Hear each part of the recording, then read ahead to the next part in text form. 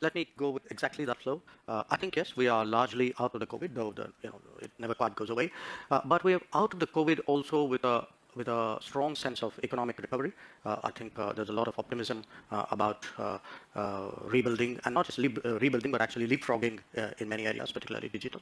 I think we handled it very prudently. I almost am tempted to say smartly in terms of the financial responses, which was we didn't blow the bank in responding. We intervened where we had to, and very effectively. At the moment, in a sense, the Modi government has just completed 8 years in office.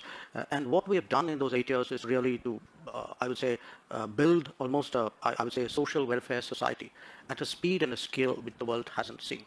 And in some ways, the COVID has actually hastened that. I mean, we are, for example, as an example, we are giving food support to 800 million people, and we've been doing this for more than 2 years. So that's like the population of the US and EU put together. We have a publicly supported house ownership program, which covers about 115 million beneficiaries, which is almost like building houses for Japan. Or even if you look at terms of this campaign, this program actually to replace firewood with gas cooking, it's impacted 80 million people. That's like changing Germany's kitchen in the space of a few years. So there's a lot going on there, and why I mentioned that is many of the global developments today have the potential of actually putting that under stress. Your second reference was to China. Yes, we are going through a particularly difficult patch in our relationship with China.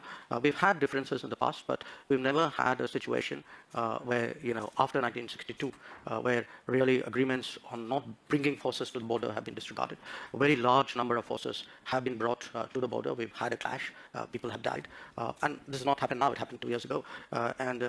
So, in a sense, it's a bit of a diversion, but it's also a useful reminder to Europe that there were other things happening in the rest of the world which sometimes Europe perhaps doesn't pay enough attention to.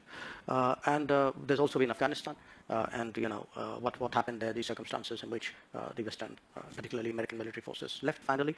And now we have Ukraine, and coming into this region, it's a region which I know well. I have lived here in Budapest and in Prague, and it's a region which has been very helpful to us when we wanted to get 20,000 students out of Ukraine.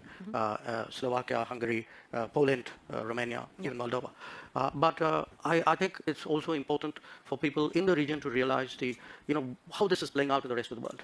That it is creating a huge fuel crisis, a food crisis, a fertilizer crisis, pushing inflation in low-income societies which don't have the margins really to absorb that. And so it can very quickly become political in many societies.